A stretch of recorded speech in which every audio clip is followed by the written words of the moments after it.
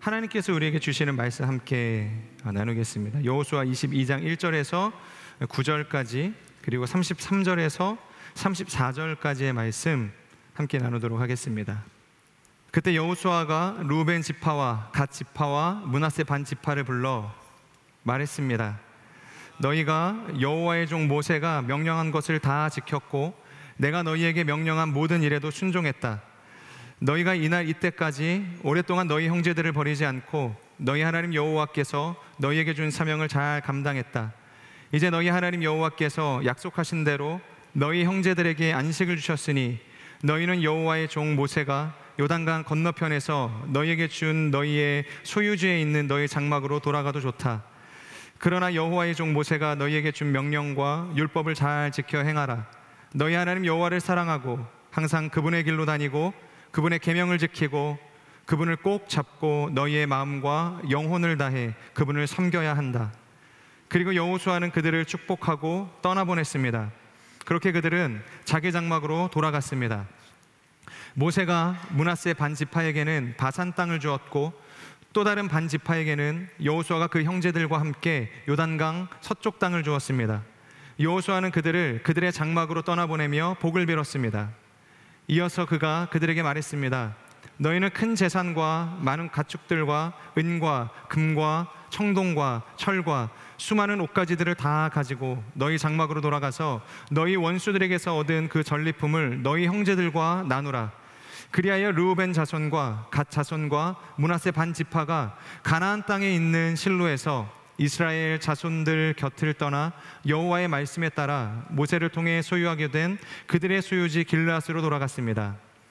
이스라엘 자손들은 그 말을 듣고 기뻐하며 하나님을 찬양했습니다. 이스라엘 자손은 르우벤 자손과 갓 자손에게로 올라가 그들과 싸워 그들이 살고 있는 땅을 치자는 말을 하지 않았습니다. 함께 읽겠습니다. 르우벤 자손들과 갓 자손들은 그 제단을 엣이라고 불렀습니다. 이것은 여호와께서 하나님이심에 대한 우리 사이에 증거물이 될 것이다 라고 하는 뜻에서였습니다. 아멘. 여러분, 이 개와 늑대의 시간이라는 말이 있습니다. 이것은 이 해질녘 이 노을이 붉게 번지는 언덕에 무언가가 서 있는 것이죠. 멀리서 보면 개 같기도 하고 요건 아닙니다. 개 같기도 하고 또 어떤 순간에는 그것이 늑대처럼 보이기도 한다는 것이죠. 이처럼 빛과 이 그림자가 뒤섞여 형체가 분명하지 않는 그 짧은 틈의 시간, 그러니까 확정할 수 없는 이 애매함이 생기는 그 시간을 우리는 이 개와 늑대의 시간이다 라고 이야기를 하는 것이죠. 그때 지혜로운 사람은 성급하게 결론을 내리지 않습니다. 개라고 단정을 짓고 다가서지도 않고요, 늑대라고 판단하여 돌을 들고 무기를 들고 공격하지도 않는 것이죠. 일단 멈춰서서 확인을 합니다. 그리고 가까이 가서 묻고 더 살피고 더 정확하게 그것을 보려고 하는 것이죠. 왜일까요? 그것은 확실하지 않은 사실로 인해서 우리가 완전히 그 대상에 대해서, 그 상황에 대해서 오해할 수 있기 때문입니다. 우리의 관계와 이 공동체에서도 이런 시간들이 자주 찾아오게 됩니다. 카톡에 올라온 이 문장을 통해서도 우리는 너무 쉽게 오해를 하게 되죠. 인스타에 올라온 이 한 조각의 사진도 마찬가지고, 이 회사 회의 중에서 일어나는 정말로 아무 의도도 없는 이 짧은 침묵 가운데서도 우리는 오만 가지 생각들을 하는 것이죠. 그것이 개인지 늑대인지, 그리고 순종인지 자기 합리화인지 거절인지, 또 그것이 찬성인지, 그러니까 빛과 그림자가 뒤섞인 이 저녁 무렵의 이 언덕처럼 우리는 종종 이 애매함이라는 경계에 서게 되어질 때가 있다는 것이죠. 문제는 우리는 그 시간에 이 사실에 대한 팩트 체크보다는 단정을 너무 빨리 짓는다는 것입니다. 그럴 것이라는 확신을 내리게 될 때가 많다는 것이죠. 제가 이런 류의 이야기들을 종종 듣게 됩니다.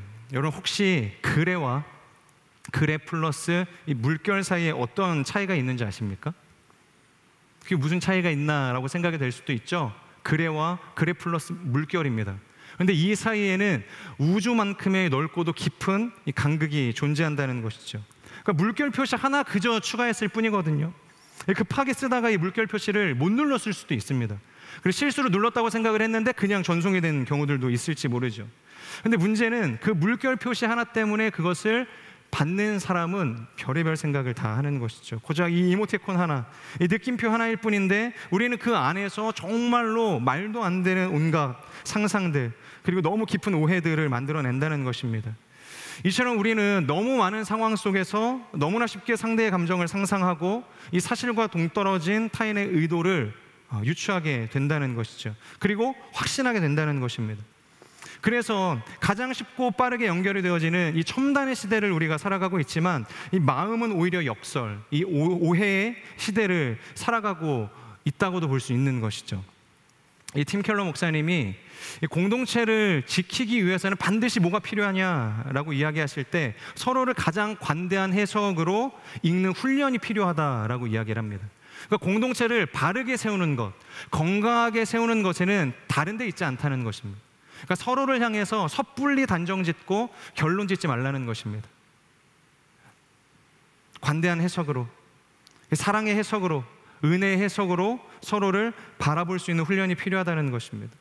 하지만 우리의 삶을 한번 돌아보시겠어요?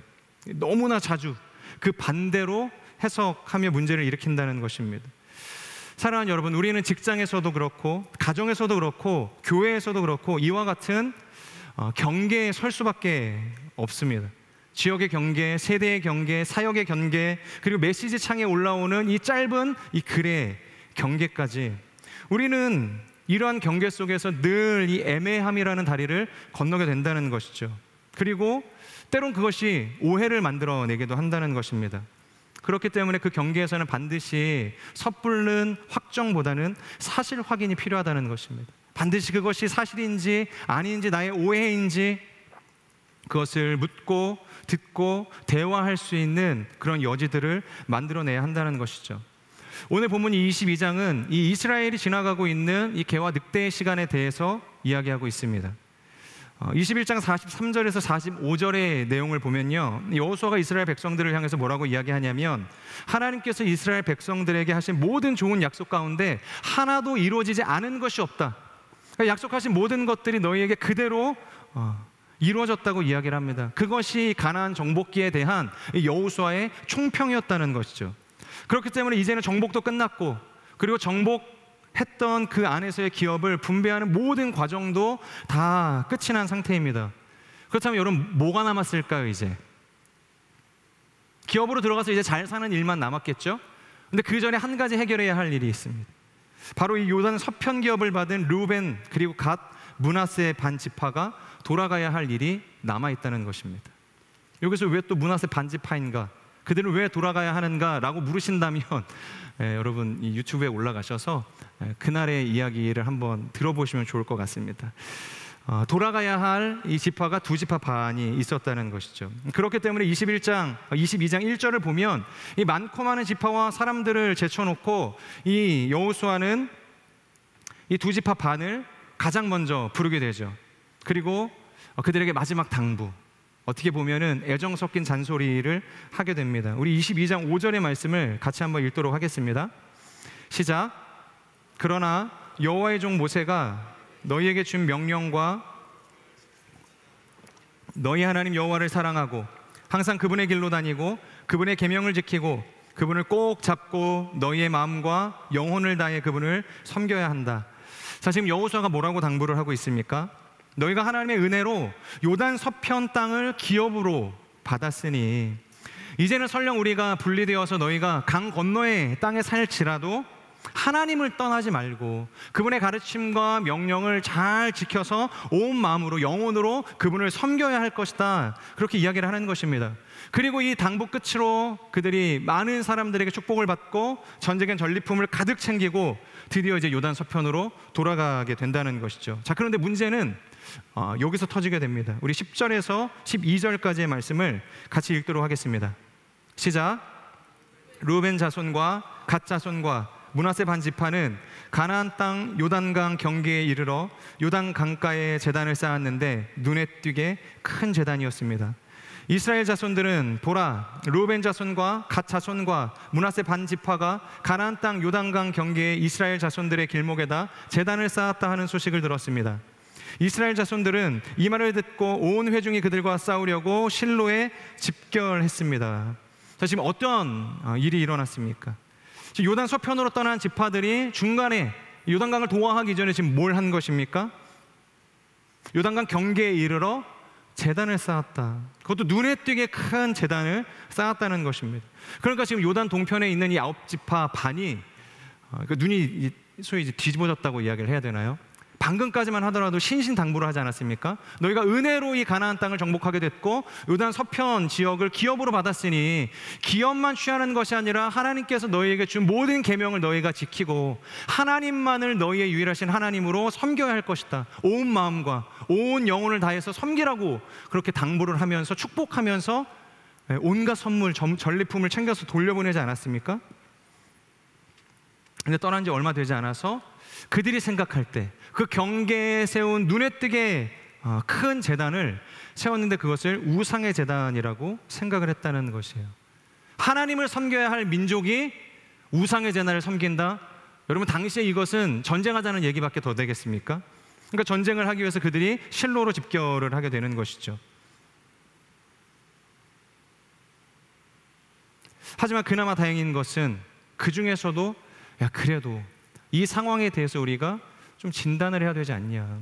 물결 표시 하나 빠졌을 뿐이지만 그것이 어떠한 의도로 빠진 것인지에 대해서 그래도 한번 확인을 해보자라고 이야기하는 사람들이 있었다는 거예요. 그래서 사람들이 이 파견대를 결정하게 되는데 13절에서 14절을 보면 이 파견대의 대표로 이 엘르앗살 이 제사장의 아들 이 비나스를 세웁니다. 그리고 각 지파를 대표할 수 있는 사람 한 사람씩을 추려서 총 11명의 사람들이 이 요단 서편 지파 그 사람들이 세운 그 제단의 그 형태를 이제 살펴보기 위해서 떠나게 되는 것이죠.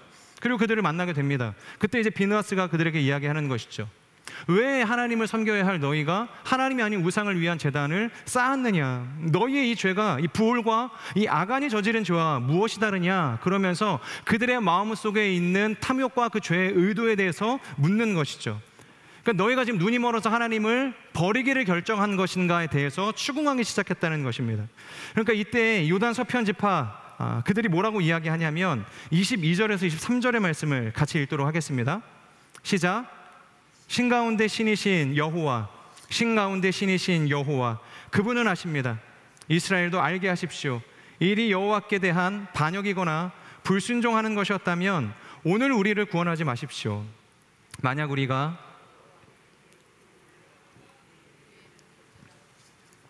화목제를 드리려고 제단을 쌓았다면 여호와께서 친히 추궁하실 것입니다.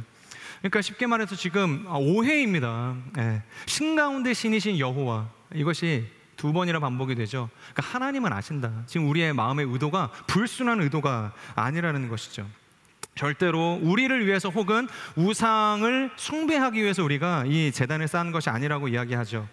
그러면서 하는 이야기가 그럼에도 불구하고 우리가 이 요단 서편 경계에 이 제단을 쌓을 수밖에 없었던 이유에 대해서 이야기를 하는데 그것은 바로 우리가 이 가나안 정복 이후에 다수의 지파와 함께 이 요단 동편에 사는 것이 아니라 지금 어디로 이주하게 되는 것입니까? 그러니까 요단 서편으로 떠나게 되는 것이죠. 그러니까 역사적으로 볼 때 요단 서편에 정착한 이 두 지파 반은 그 땅에 살게 되어질 정착하게 되어질 1세대라는 것을 의미한다는 것이에요.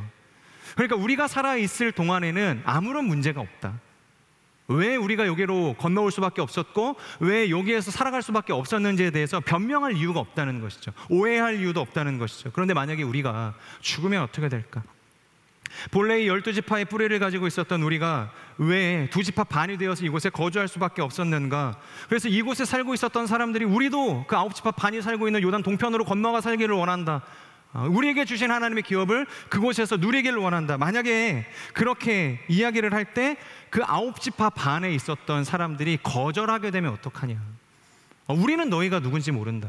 왜 너희가 이 땅에 너희의 기업을 요구하느냐? 그렇게 이야기하면 안 된다는 것이죠. 그러니까 자신들이 완전히 서편으로 건너가기 전에 동편과 서편의 경계 자리에 증거의 단을 세운 것입니다. 이것을 통해서 우리가 이 가나안 전쟁에 온전히 참여했고 승리에 큰 기여를 했다는 것을 증명하겠다는 것이죠.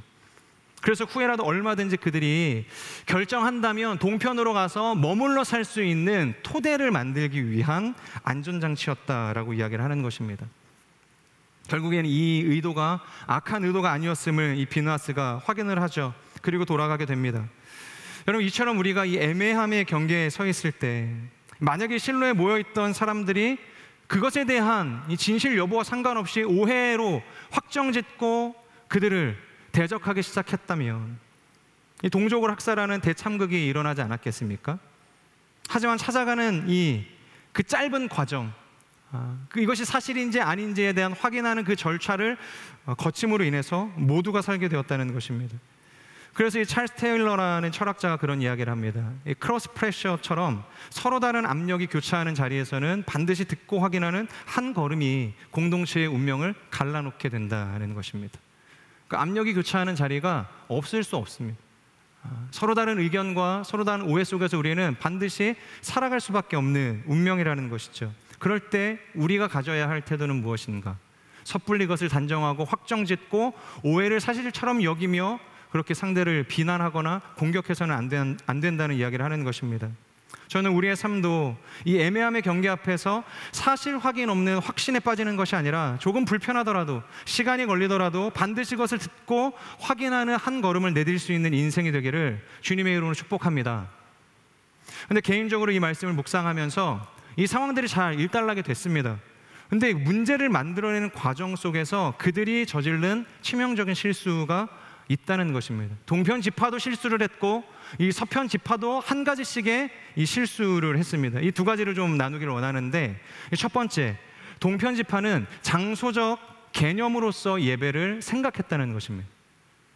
그러니까 예배라는 것을 이 장수적이고 지리적인 개념으로 생각을 한 거예요.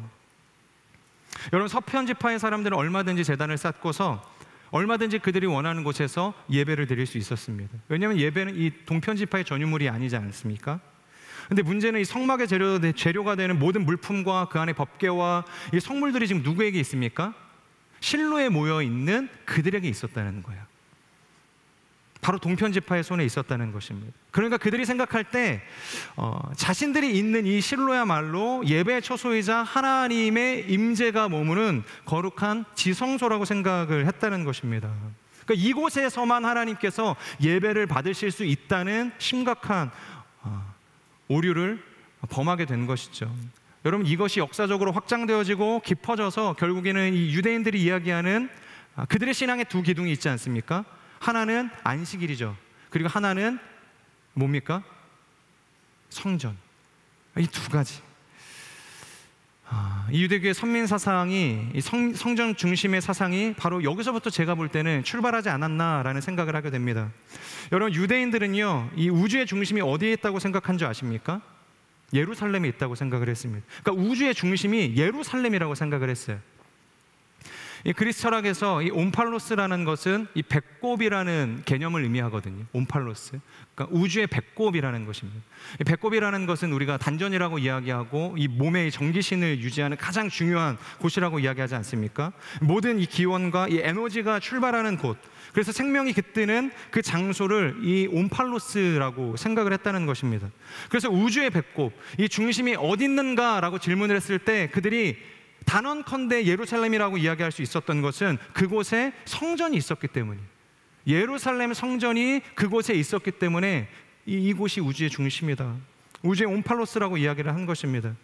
그들에게 있어서 이처럼 지리적이고 장소적인 성전의 개념은 모든 그들의 신앙의 동력을 초월하는 초개념의 의미를 가지고 있었다는 거예요.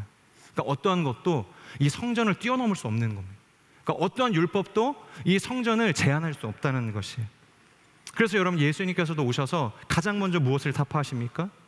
요한복음 4장에서 수가성의 여인을 만나셔서 그렇게 이야기하죠. 수가성의 여인이 묻습니다. 어디서 예배하는 것이 맞습니까? 이곳입니까? 아니면 당신들이 이야기하는 예루살렘 성전입니까? 왜냐하면 이 수가성에 살고 있었던 이 사마리아 사람들은 이스라엘의 역사 가운데에서 이 배도한 이스라엘의 피를 가지고 있다고 사람들이 생각하지 않았습니까? 그러니까 사마리아는 이 아수르와 이방 민족들의 이 통혼 결혼으로 만들어지게 된 이 역사적인 배경을 가지고 있었죠. 그러니까 유대인들 입장에서는 배도한 이스라엘, 더 이상 이스라엘로 불릴 수가 없는 겁니다. 그러니까 개만도 못한 존재로 여겨지게 된 거죠. 그러니까 상종 못할 존재가 된 것입니다. 그러니까 사마리아 사람 입장에서는 얼마든지 예루살렘으로 가고 싶었겠죠.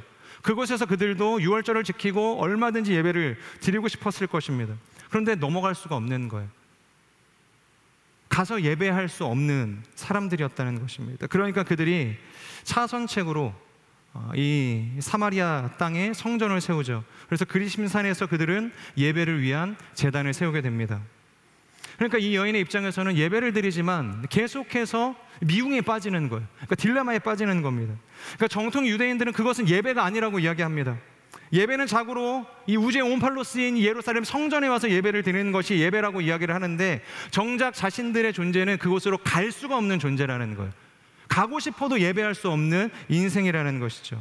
그래서 그리심산에서 예배를 드리고 있는 것이에요. 그러니까 평생의 숙제였습니다. 과연 이 예배를 하나님께서 받으실까? 기뻐하실까?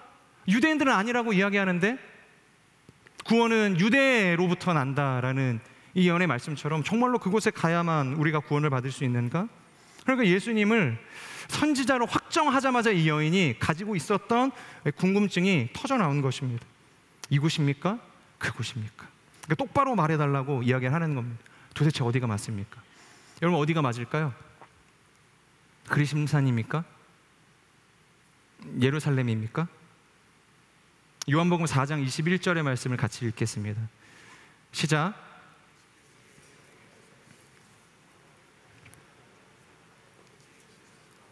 예루살렘도 아닌 곳에서 아버지께 예배 드릴 때가 올 것이다.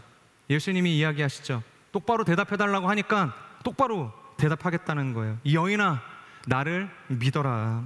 그러니까 잘 들으라고 지금 주의를 주시는 거예요. 그리고 하시는 말씀이 뭐냐면 이 산도 아니다. 그리심산 아니라는 거예요. 그리고 예루살렘도 아니라. 중요한 것은 때, 그러니까 시간에 대해서 언급을 하신다는 겁니다. 시편 150편 6절을 보면 시편 기자가 시편 전체 하나님을 향한 그 찬양을 마무리하면서 뭐라고 선포하냐면, 우리 같이 한번 읽어볼까요? 수많은 시편의 찬양이 있지만 시편을 마침표 찍는 구절이 있습니다. 150편 6절입니다. 시작. 모든 것들은 여호와를 찬양하라. 여호와를 찬양하라. 얼마나 중요하면 마지막 이 시편의 이 말씀을 호흡이 있는 모든 것들은 여호와를 찬양하라. 여호와를 찬양하라 라고 이야기하는가. 여기에는 두 가지 의미가 있습니다. 첫 번째, 호흡하는 자라는 대상을 지칭한다는 거예요.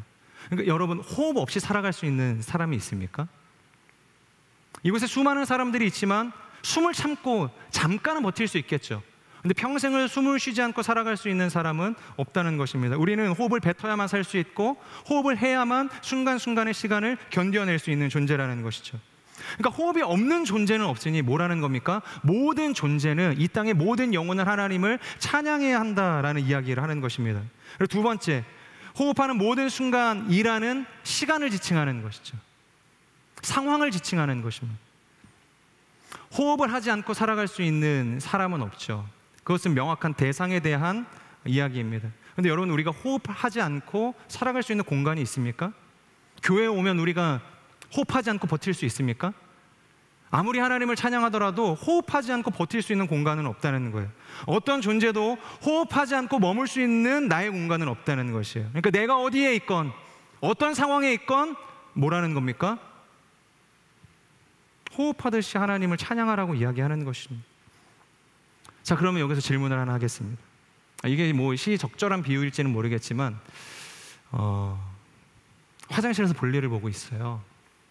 근데 갑자기 하나님께서 엄청난 감동을 주시는 거예요. 하나님 찬양하라는 거죠. 예배하라고 이야기합니다. 어떻게 하시겠습니까? 급하게 볼일을 보고 있는데.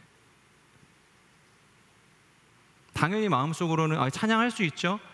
근데 보통 대부분의 사람들이 그날 저녁에 오늘 화요 성령 집회 안 그래도 가려고 했으니까 저녁에 가서 열심히 기도할게요.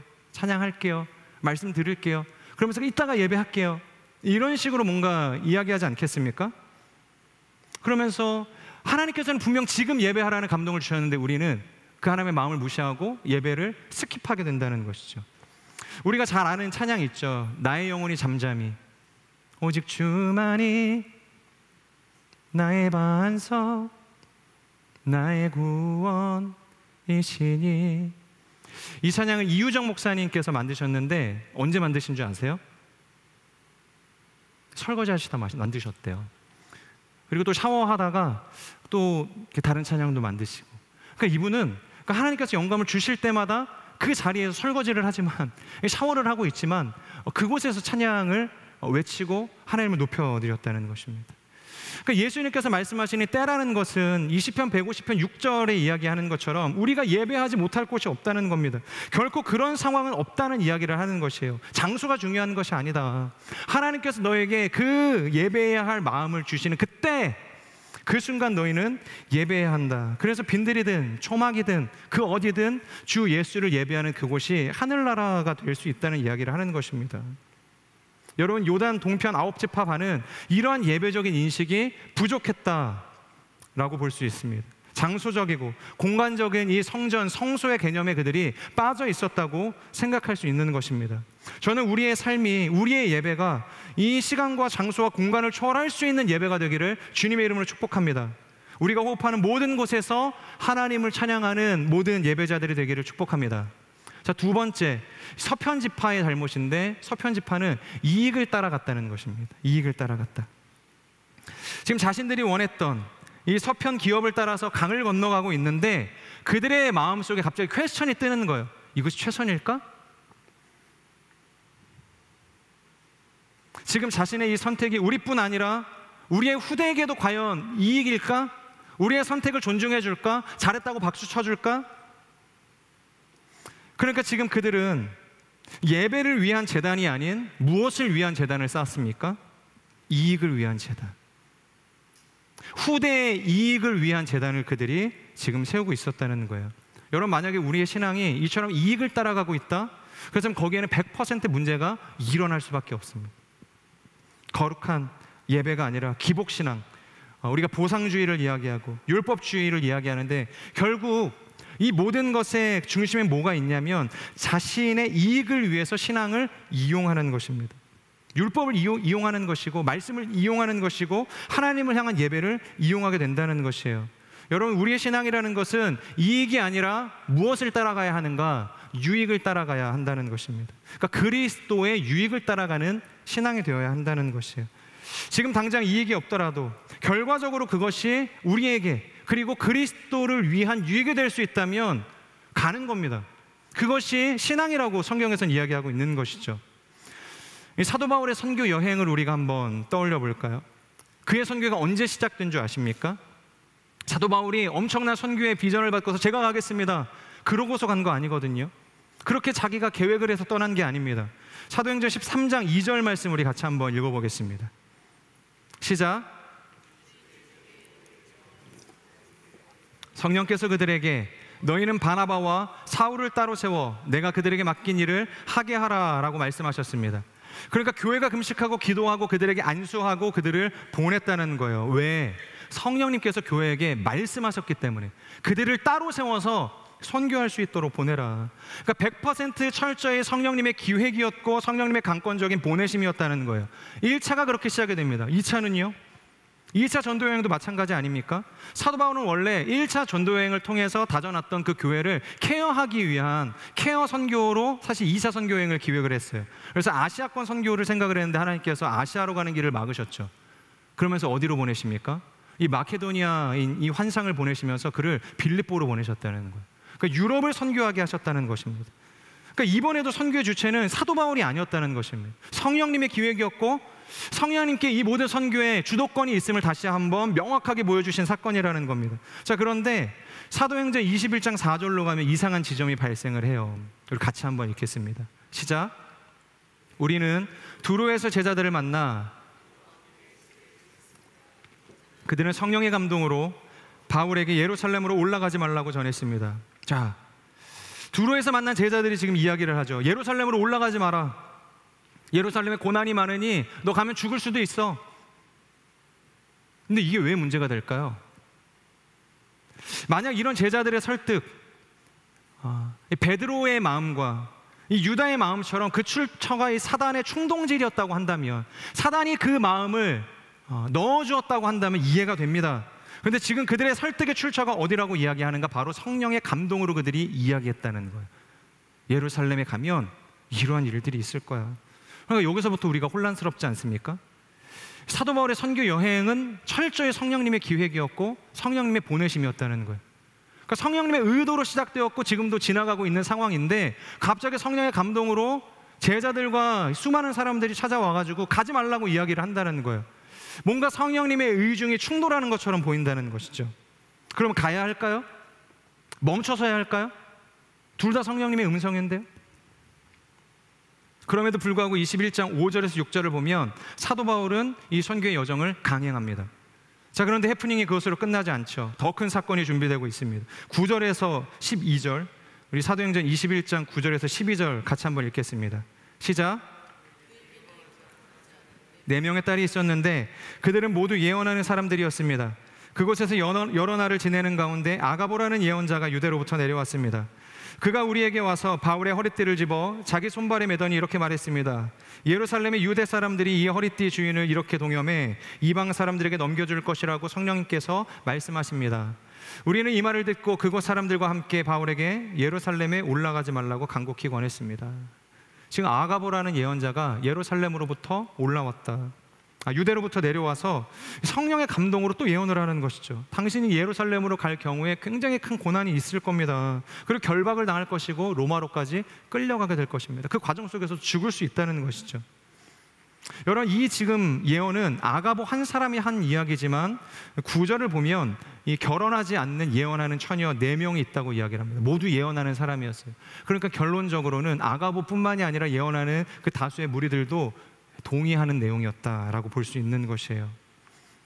그러니까 이 이야기를 듣고 제자들이 울고불고 만류를 하는 겁니다. 제발 가지 말아라. 가면 당신 죽습니다. 그럼 여기서 또 혼란에 빠지는 거죠.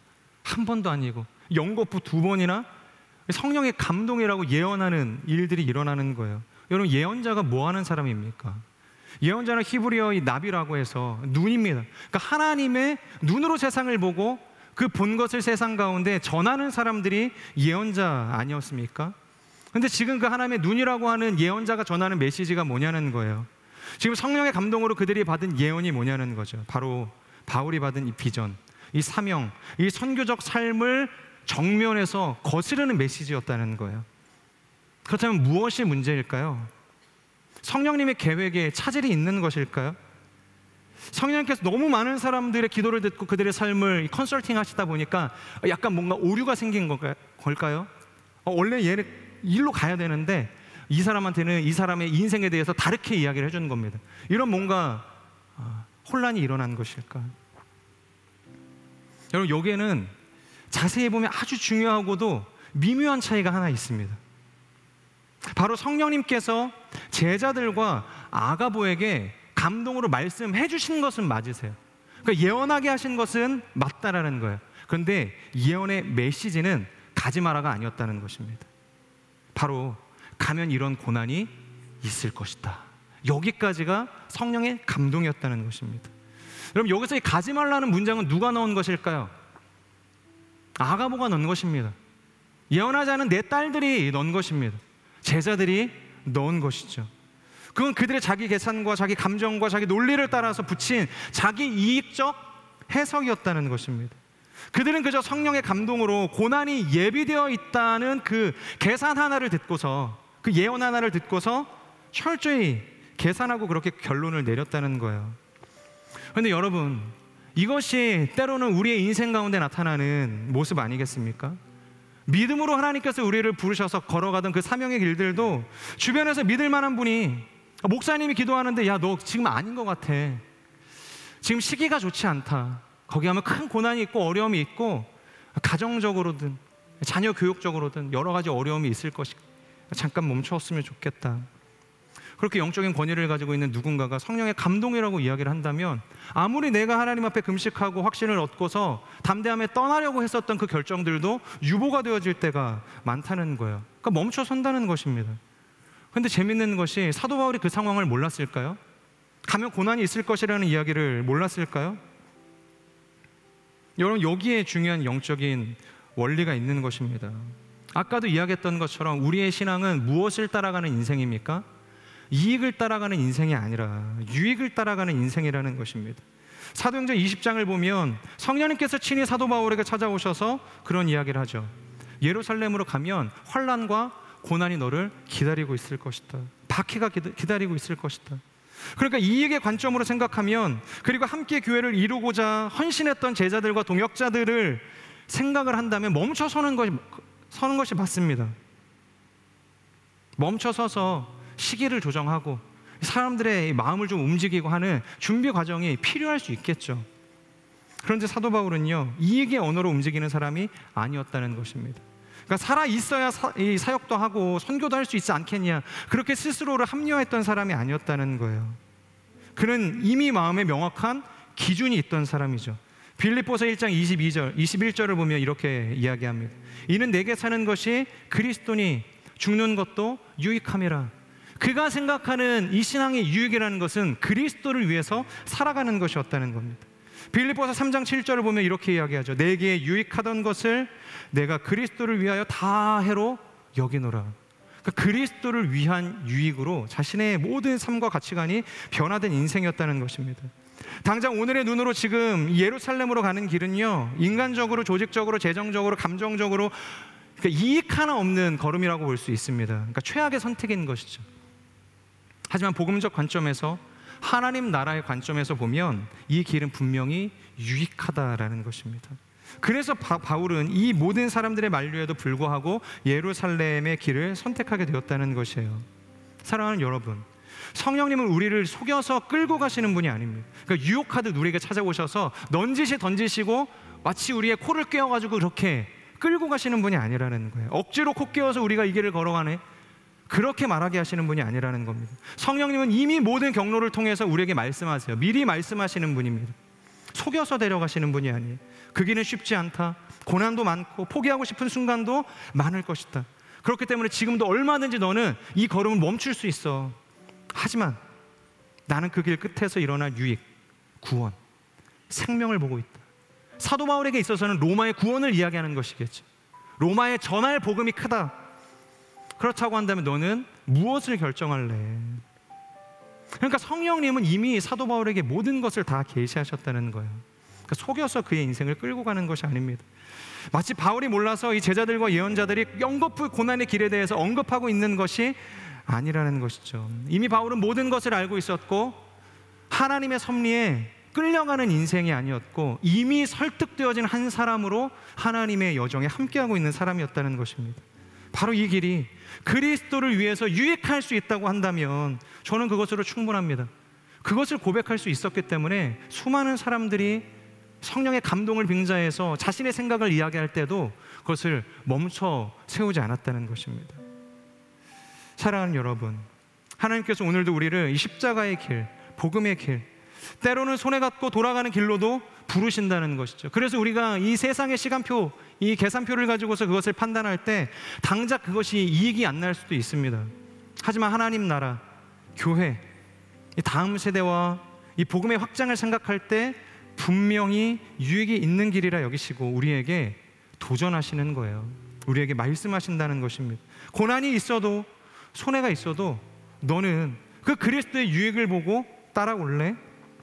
아니면 이익을 위해서 이 걸음을 멈춰 세울래?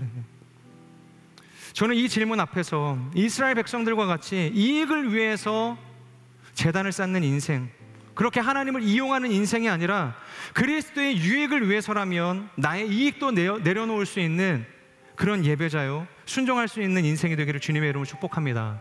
우리 같이 말씀을 기억하면서 기도하겠습니다. 신실하신 하나님, 오늘 이스라엘 백성들 가운데 나타난 영적인 문제들에 대해서 우리가 함께 나누었습니다. 먼저는 이 애매함의 경계에 서 있는 우리의 인생, 사역의 경계, 신앙의 경계, 또 감정의 경계들, 수많은 경계에서 우리가 그것을 확신할 수 없는 상황 속에서 애매함이 남는 그 상황을 가지고 확신하지 않게 하여 주시옵소서.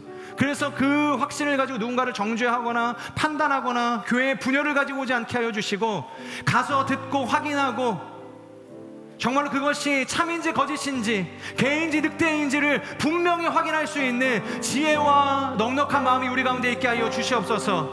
그래서 비나스와 이 10명의 이 대표자들을 통해서 이스라엘 민족 가운데 일어날 뻔했던 그 대참살극이 평화롭게 마무리되었던 것처럼, 하나님, 우리도 그 평화의 사도로 하나님의 그 사랑을 흘려보낼 수 있는 거룩한 사람들이 다 되어질 수 있도록 역사하여 주시옵소서. 주신 말씀을 기억하면서 우리 함께 동성으로 기도하며 나아가도록 하겠습니다. 신실하신 하나님, 우리 인생에 수많은 오해의 경계들이 있습니다. 그런데 하나님, 그래 보이는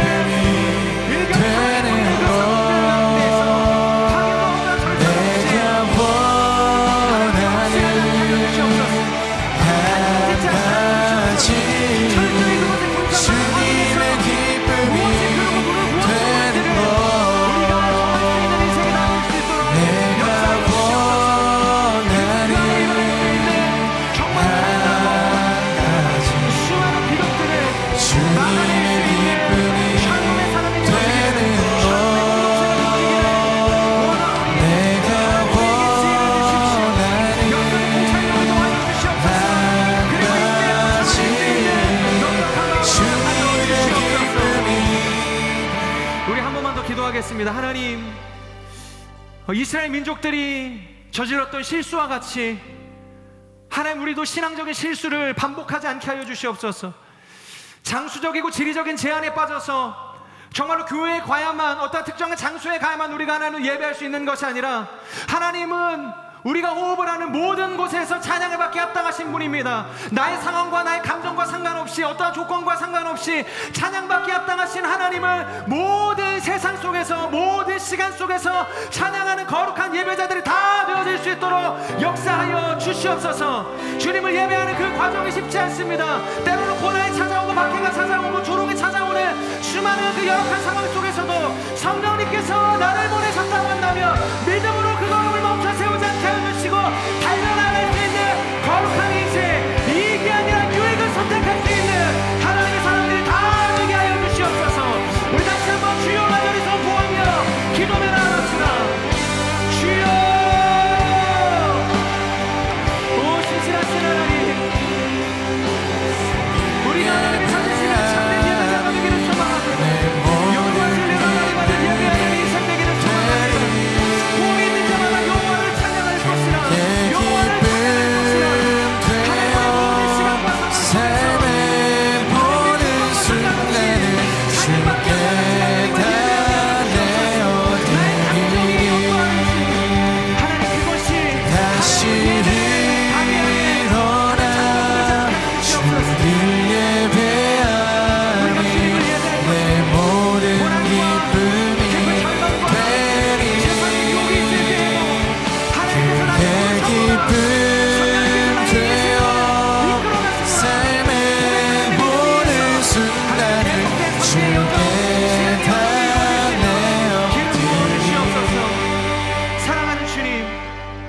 날마다 우리의 인생은 이 애매함이라는 경계 가운데서 하나님 무언가를 단정짓고 판단하게 되어질 때가 얼마나 많은지 모릅니다. 사랑하는 가정 안에서도, 그리고 정말로 깊은 팀워크를 이루어야 할 이 직장 속에서도, 그리고 무엇보다 하나님의 사랑과 은혜와 말씀으로 충만해야 할 이 교회 공동체 가운데서도, 하나님, 우리는 그 애매함 가운데서 오해하고 확신하여서 누군가를 비난하고 정죄하고 분열을 일으킬 때가 얼마나 많은지 모릅니다. 하나님, 우리가 단정짓지 않게 하여 주시옵소서. 확신하지 않게 하여 주시옵소서. 하나님의 마음으로, 하나님의 성품으로, 하나님의 말씀으로 그것을 진단하게 하여 주시고, 그 진단되어진 하나님의 마음으로 그 상황을 해석해 나아갈 수 있는 거룩한 인생들 다 될 수 있도록 역사하여 주시옵소서. 하나님, 우리를 예배자로 부르십니다. 하나님, 어떤 것에 우리가 갇혀있는 예배자 되지 않게 하여 주시고, 하나님, 모든 순간 속에서 찬양을 받기 합당하신 분이십니다. 호흡하는 모든 우리의 시간을 통하여서 모든 존재들을 여호와를 찬양할 것이라. 나의 감정과 나의 상황과 나의 조건과 어떠함과 상관없이 모든 순간 속에서 그 하나님만을 높여 예배하는 거룩한 인생들 다 될 수 있도록 역사하여 주시옵소서. 그 하나님의 부르심이 우리의 인생 가운데 어떠한 어려움과 고난으로 찾아올지라도 하나님 내 마음 가운데 주신 그 성령의 확신을 따라서 이 걸음을 멈춰서지 않게 하여 주시고, 이 기한이 그리스도 안에서의 그 위대한 유익을 따라서 하나님 승리하는 인생들 다 살아갈 수 있도록 기름 부어 주시옵소서. 그렇게 역사하실 주님 찬양합니다. 감사드리며 예수님의 이름으로 기도합니다. 우리 살아계신 주님께 우리 감사와 큰 영광의 박수 올려드리겠습니다. 주님을 찬양합니다. 아멘.